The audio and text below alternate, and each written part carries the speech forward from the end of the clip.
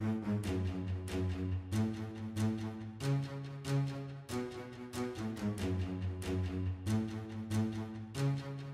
vous souvenez que je vous ai dit, j'ai passé le week-end chez Obasanjo. Non, il m'a plu ce monsieur. Il dit, nous c'est simple, hein. Je suis allé voir le Bénin, je leur ai dit, je ne veux plus que le Bénin serve de transit pour arriver au Nigeria. Plein de produits arrivent au Bénin, ils traversent la frontière et puis nous envahissent. C'est même pas pour le Bénin. Donc, je ferme les frontières de ce côté-là. Le monde des commerçants béninois était en panique. Mais il l'a fait. Et mieux, au niveau du port, ils ont bloqué l'importation. Quand je vous dis, il a favorisé les banques nationales. Il a favorisé les Dangote en disant, je veux que tu produises le ciment. On n'importe plus de ciment. Mais c'est un levier extraordinaire. Si on vous dit à vous, on ne va plus importer de riz, produisez du riz. Mais du jour au lendemain, vous allez même avoir du mal à suivre. Et d'autres personnes vont rentrer dans l'activité.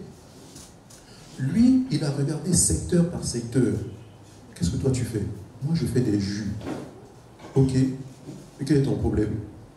Bon, les Nigérians achètent les jus importés moins chers et tout.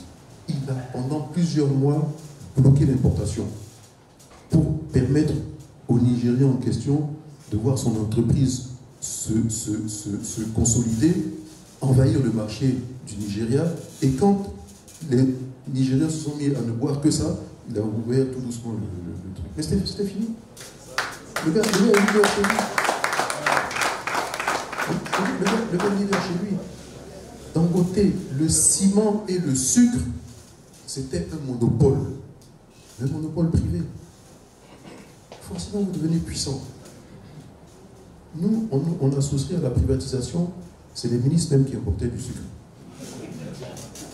Au point où on a failli mourir. Donc, sur la politique agricole, je vous ai dit, on est un pays agricole. D'abord, il faut qu'on épuise le développement agricole du pays.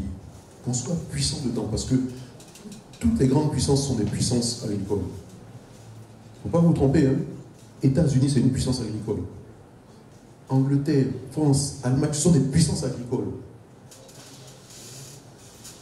Les pays scandinaves et tout ça, ils ont plus de bétail que d'êtres humains.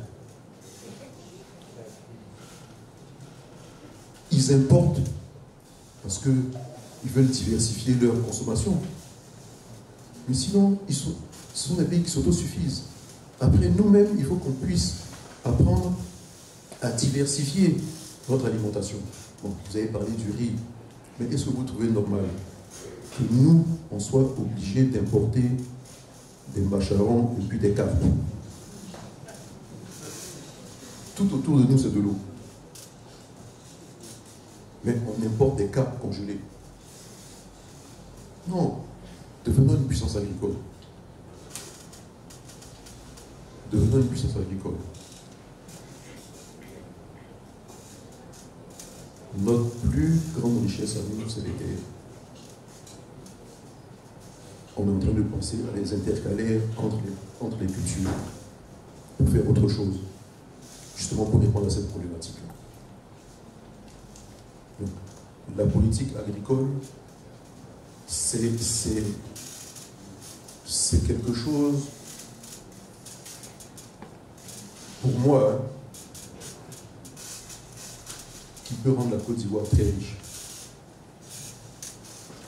Et après, amplifier le reste du développement, parce que ce sera ce moteur-là.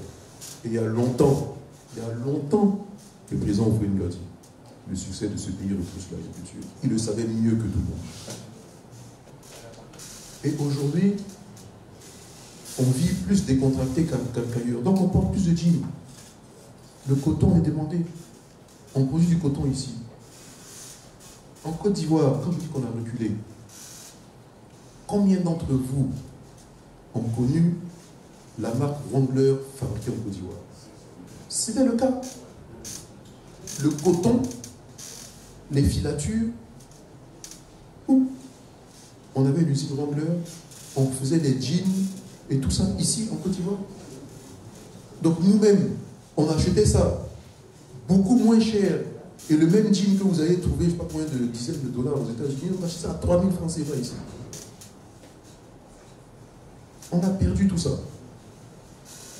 Mais il faut repenser secteur par secteur et avoir un véritable plan stratégique et on s'en va. C'est l'avenir. Croyez-moi, c'est l'avenir. On ne pourra pas compétir dans l'immédiat contre les États-Unis, l'Europe ou bien certains pays asiatiques sur les nouvelles technologies. Mais sur l'agriculture, on le peut très vite. Très très vite.